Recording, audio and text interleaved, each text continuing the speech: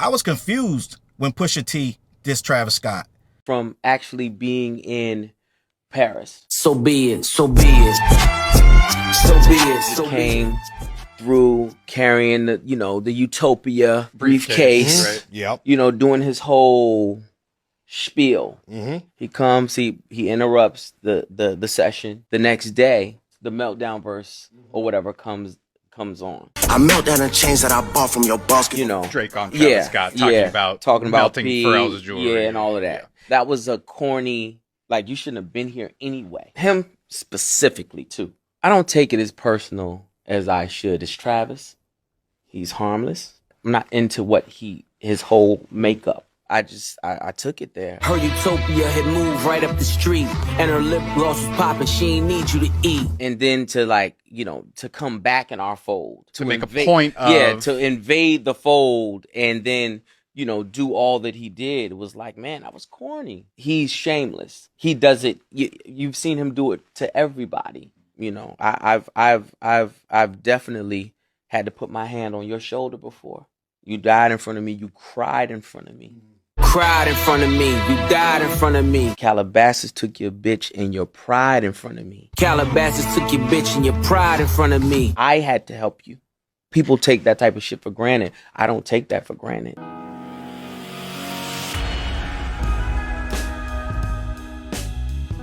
What up, where's your boy Charles Brown back again talking facts. Hit the like button, hit the subscribe, hit the notification bell. Keep sending those Cashaps to CLBMG. Join the membership gang. Listen, I actually can be honest and tell you, I was actually confused when I heard Pusha T come for Travis Scott until I got more information. I was like, Pusha, this is beneath you low key, until I realized what was happening and that Travis Scott low key is trying to play in Pusha's face. Now, let's just be honest.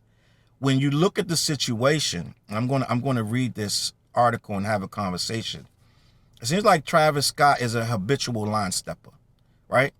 And at first glance, it looks like Pusha is doing way too much and overreacting to a petty incident. But when you look at the bigger picture, coming in the studio after you have issues with Ye, and then you're coming in with a briefcase, you're shutting down their session to play your music and nobody's jacking it, but you want to keep going, and then you mysteriously get this Drake feature. It's a lot of push and pull where you're trying to assert yourself and make yourself the center of the situation. And I'm gonna be even more honest, where I feel like there's more to this than that. I think Pusha was feeling away before this, and a lot of people are looking at it like, oh, he's doing it for the rollout. Well, yeah, it is for the rollout, but maybe that's when he speaks, when he has an album to drop. Maybe he doesn't just randomly say things in interviews that don't go anywhere. Maybe that's when he does his speaking, is on these records. And it's a lot of people are like, yo, he usually dissing people to make his album sales. Well, two things can be true. Maybe he is dissing people to do his album sales, this, that, and the third, but maybe that's the part of the rollout, and that's how he chose to do it. And he doesn't want to use his movements. Everybody moves differently. Some people move with purpose, right? And when you move with purpose, you don't just yell out things for no reason. So let me get into this article, because it's a lot of moving pieces. A$AP Rocky's involved and Jim Jones. It's a whole lot of things going on. I want to try to break it down and be as fair as possible. But I do agree with Pusha T.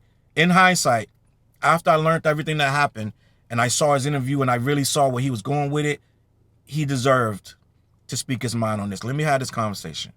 Pusha T doubles down on his Travis Scott disrespect with a scathing interview. Pusha T had bars for Travis Scott on his Clips record. So be it. They just dropped it. It's a good record. Him and Malice are coming back in rare form.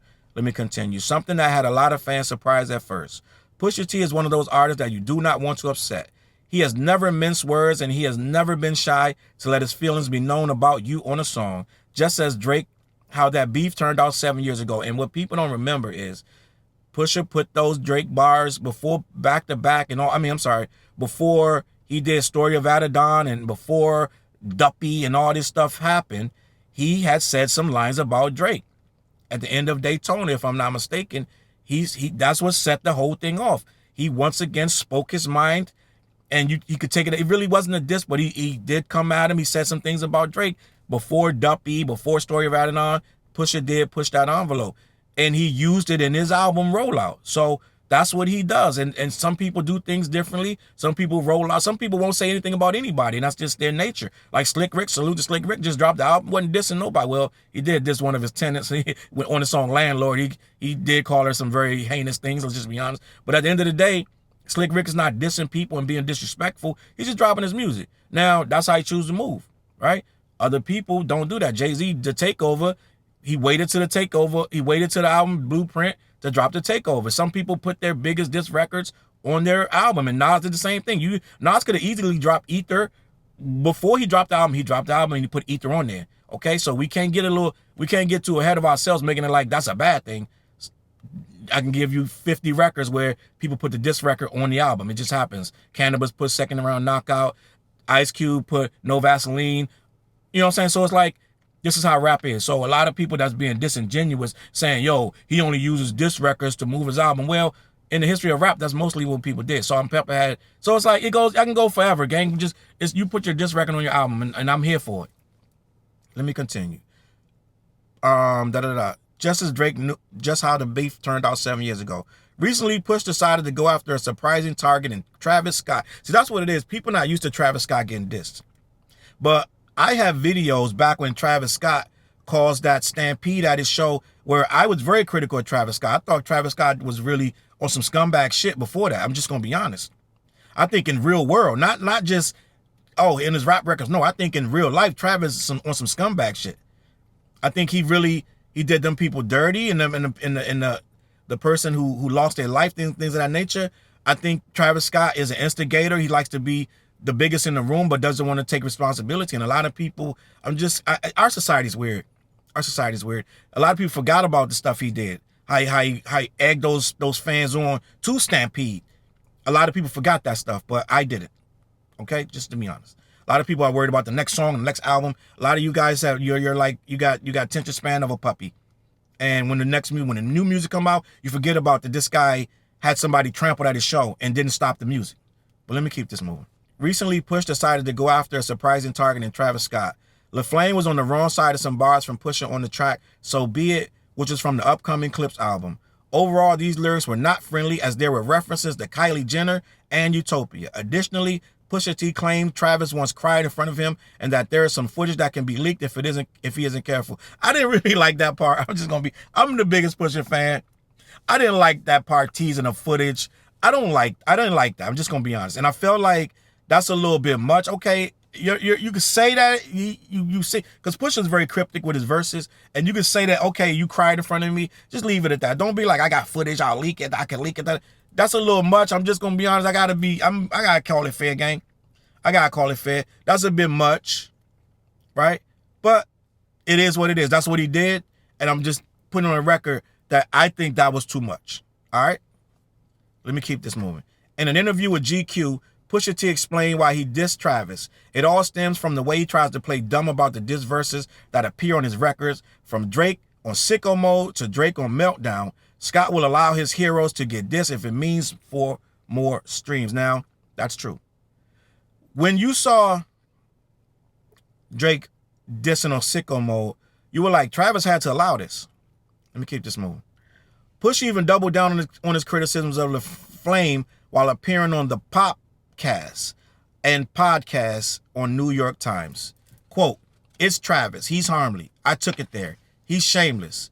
You've seen him do it to everybody," Pusha T exclaimed. Given the way Travis Scott has acted in the past, we highly doubt he will ever get a response from Pusha's verse. So Pusha basically, I'm going to play the video in the beginning, but Pusha was like, this guy's really harmless, but he plays dumb at the same time, and he lets things happen, let things manifest. Let me keep this moving. At the end of the day, Travis has never really been one to engage in beef. Instead, he just does his own thing and tries to stay out of the drama. So what happened was, Pusha was saying he was in the studio with Kanye West, and Travis Scott came in the studio with a book bag with his album Utopia in there, shut the whole session down in the middle of them recording the clip stuff.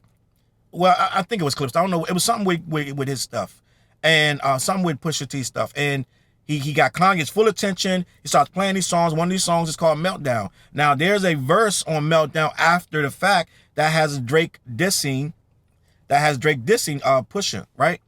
So, Pusha and Kanye, right? So what happened was he played them the Meltdown version without the Drake verse. So he's in the studio with these guys trying to get all this attention. Pusha's like, we're not even feeling this. You're cutting into our time, and you're really being disingenuous because you know you got this verse from Drake on here, but you don't want to play it. Now I want to get into that because Academics entered the chat and was saying that the timing is off and he didn't even have the verse yet. So basically, Pusha is making a narrative that Travis Scott came in with this hidden verse and didn't want to play it, but Academics is basically saying you didn't hear the verse because it didn't exist yet.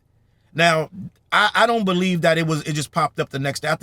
I think that Travis did play it without the verse, but some people are saying that you didn't even have a verse to play. He didn't have a verse to play, and he wouldn't have played it anyway if he did have it. But end of the day, Academics does not agree with Pusha T's basically recounting of the events. And I want to also get into A$AP Rocky. Like I said, I believe even if Pusha T is off by the timeline or mistaken, it's still some arrogant shit to come in my session, shut my session down, and come in here with these songs. And you know, let's be honest, you knew the Drake feature was coming. Okay? You didn't say nothing to Kanye. You know him and Kanye had friction. You know him and Pusha T had friction. So you knew you had a Drake verse. Even if you didn't get the Drake verse, them shits don't happen overnight, gang. You have to know, okay, I sent this to Drake, da-da-da. So you played him a song, whether you had the Drake verse or not already, you knew you was rocking with Drake. And you knew that everybody in this room don't. So you're coming in here like on some, yo, listen to my album, da-da-da. Right? So at the end of the day, you know what I'm saying? You're just making this like, this cool thing, and you know it's really not. It's a chilly room. They're not open to you. They're not receptive, and you're still bogarting your way into there. Let me keep this moving. A$AP Rocky, Tyler, the Creator, and Mike Dean also reacted to Pusha T's bars on So Be It. Let me get into this because this thing got a whole lot going on, and after hearing everything that was said, I'm gonna stand on Pusha's side with this. I did say he went a little far with I got a video that, you know what I'm saying, if it comes out, but at the end of the day, I feel like Travis is grandstanding. And I do think, in my opinion, going back, if I revisit everything that happened with like I said, with the Stampede and this, that, and the third, Travis has done some trash shit, awful things in the past. This is not new. This is par for the course. He pits people against each other. He likes to be the number one guy in the room. And there's a lot of issues about his come up in the first place that all smack and reek of desperation to be where he is today. He got it, but he didn't get it legit. All right, so let me keep this moving. A$AP Rocky, Tyler, the Creator, Mike Dean reacted to Pusha T's verse.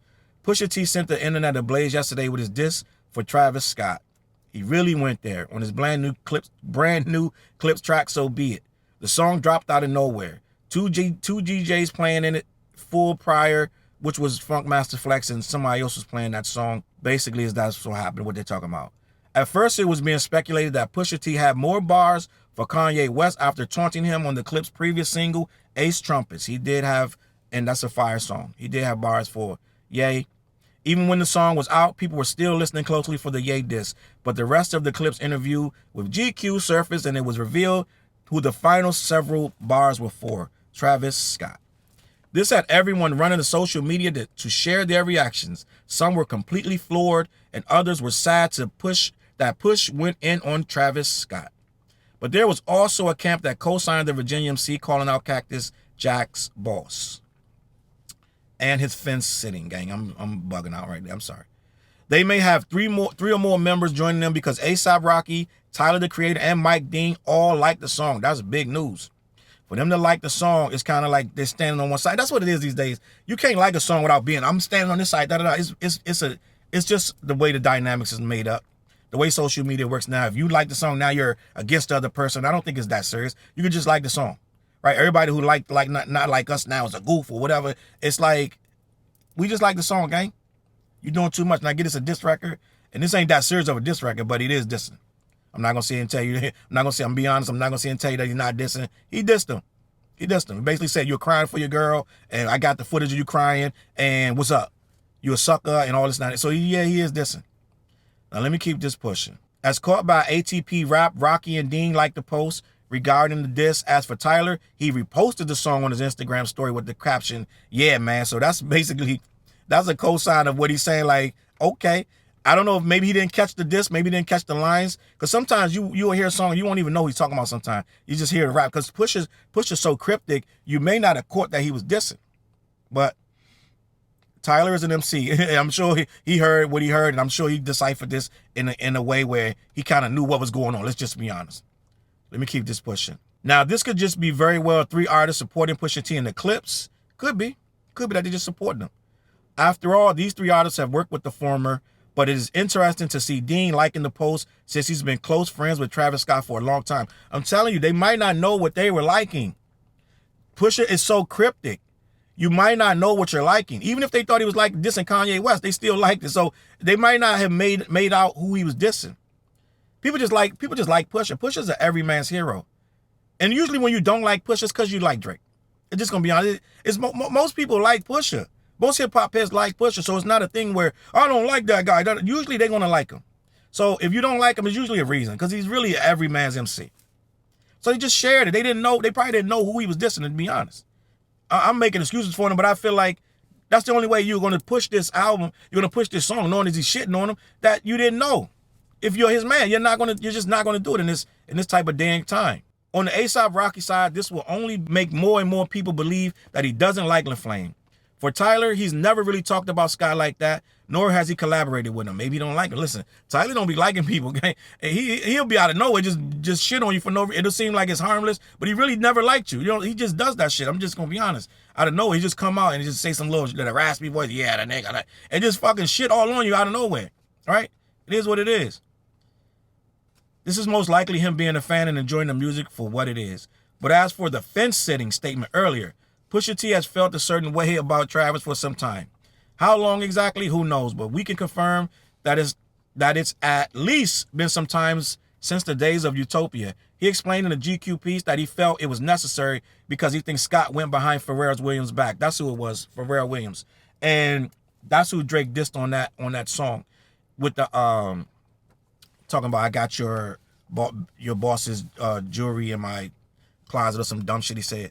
But he let him say it, so he took a side. That's what they're doing now. They're like, if you're letting them diss me on your record, then you're taking a side. Busta Rhymes said Biggie dissed Tupac on his record, and Busta said, I'm not putting this out, Big. I'm not doing this. So you let him diss you. It's more than millions. It's mass stories of a guy coming out saying, you're not putting this on my album because I'm not going to co-sign it. So him putting it out there, co-signing it, he agreed.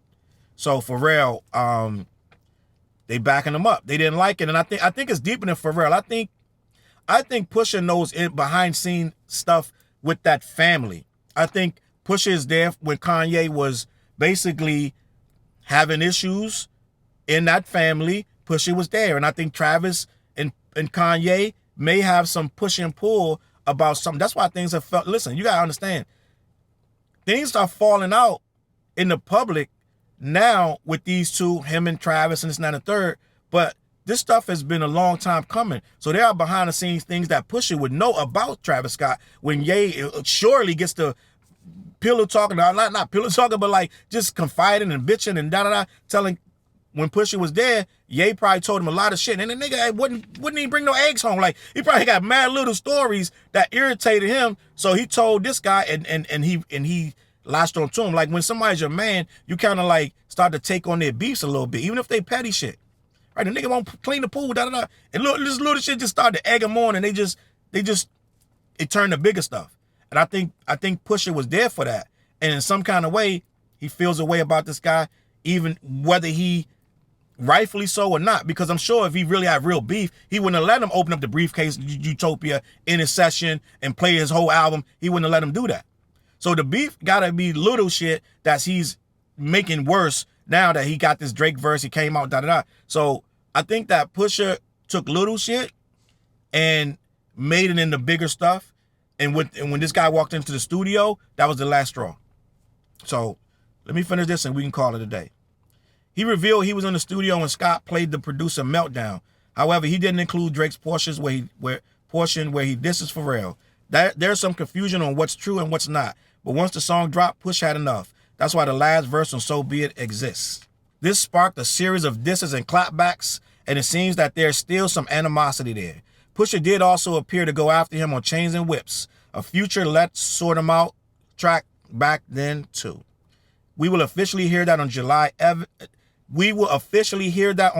11th when their album drops. Listen, man, I'm always riding with Pusha in any situation. That's just my guy, especially against the ops that he's formed. Most of them are goofy, sad, just developmentally challenged. And just like, if you're saying that Drake versus Pusha, I'm taking Pusha all day. And Kanye versus Pusha, I'm taking Pusha all day. These guys are not ops. They're weirdos who have even weirder fan bases. No, I do not support or ride with them. And if Pusha dissing them, then they deserve, and Travis Scott too, lump them right in there with 3 goofballs, box their head together like the 3 Stooges, because I don't care about none of them. They can get all that shit as trash. All right, I'm gonna get out of here. Let me know what you think in the comments. CLBMG. Head on over to black-yeti.com. Let them know who sent you. They ship all over the continental USA. They got some good products. They changed some of the flavors, so check them out.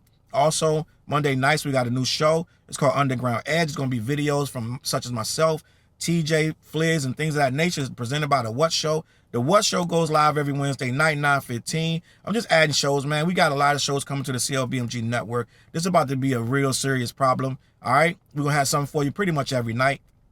You know what I'm saying? It is what it is. I'm going to catch you on the flip side. Let me know what you think in the comments. Hit the like button, share. All right, peace. Look, mission impossible to drop a few lines without dropping old times when Southern Hill was still a gold mine. When pistol grips was my shit and I sold mine. When Alias was not a show and they told mine. Elevate your mind with high quality THC infused products. BlackYeti.com. Black-Yeti.com.